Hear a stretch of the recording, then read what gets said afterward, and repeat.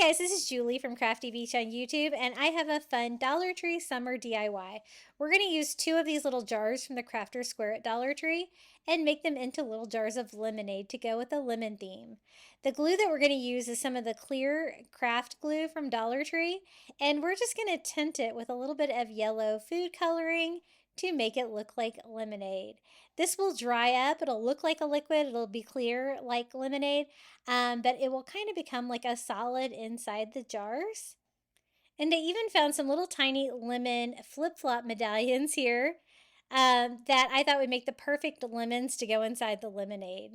So we're just going to go ahead and take them off. They have these little plastic straps that you can just take right off the back, and you have two little tiny lemons.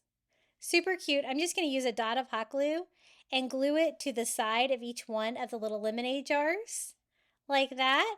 And now we can fill it up with the dyed glue. The clear glue works great for this. And I just squirt it in with this little craft glue bottle. It was really easy to make these. I made these to go with a lemon themed coffee bar, which was really fun. Now for a straw, I just take a regular straw and cut it down to size to make it to scale for our little miniature lemonade jars, and this is how they turned out. I think they're so much fun.